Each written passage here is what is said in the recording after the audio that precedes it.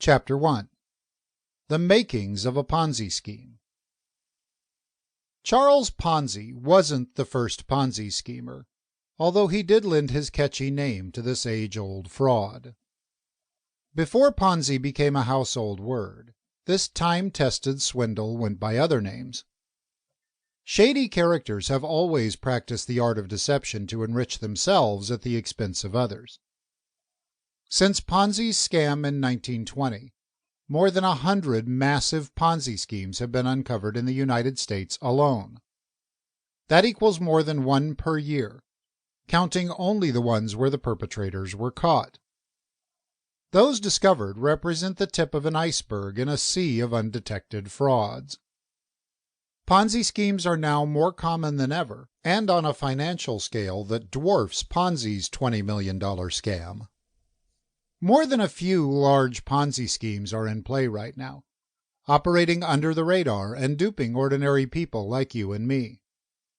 Many have operated unhindered for decades. When the next big one is finally exposed, it will dwarf Bernard Madoff's massive $65 billion fraud of the century. The Ponzi schemes in this book appear complicated at first blush, but they're not.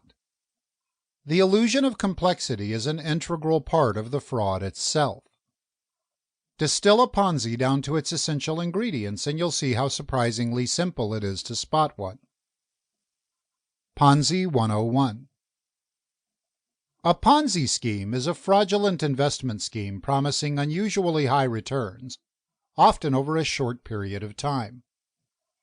The get-rich-quick promise is so attractive that even conservative investors find it impossible to pass up. Fantastic returns are the hallmark of a Ponzi scheme. In reality, the profits investors are paid are just a return of their original investment, or the capital of later investors. The scam works as long as new money keeps flowing in. That money can be from new investors, but an integral part of most Ponzi schemes is convincing existing investors to reinvest their proceeds and ideally contribute even more.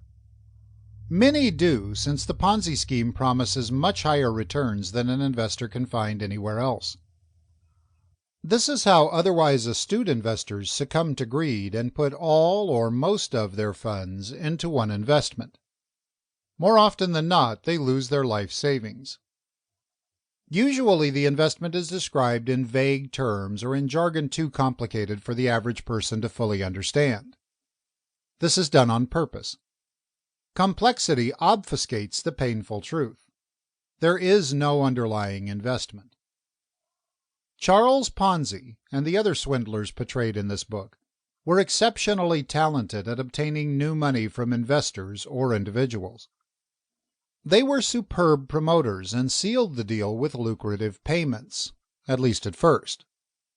Investors saw fantastic returns from their initial investments, far exceeding what they could earn elsewhere. They let their greed sway them into investing more and more money into the scheme. Before a fraudster can separate you from your money, he or she must build your confidence. A common selling technique of Ponzi schemes is the lure of a practically risk-free investment that pays off over a very short period. Many Ponzi victims are skeptical until they receive the first payment or two of the promised returns. That's usually enough to convince them of the investment's legitimacy. They then reinvest the proceeds and often increase the size of their investment. In order for the schemes to work, there's almost always initial success for the investor. The early payout is the carrot. From that point on, it's much easier to dupe the investor into contributing more money. Think it couldn't happen to you? Bernie Madoff's hedge fund investors never expected to be swindled either. Madoff defrauded seasoned investment professionals, astute managers of family trusts, and even other hedge funds, the so-called feeder funds that invested their money into the Madoff fund. Despite their financial sophistication, these experts were captivated by the promise of lucrative returns. Many charitable organizations were duped into investing with Madoff, including Steven Spielberg's Wunderkinder Foundation.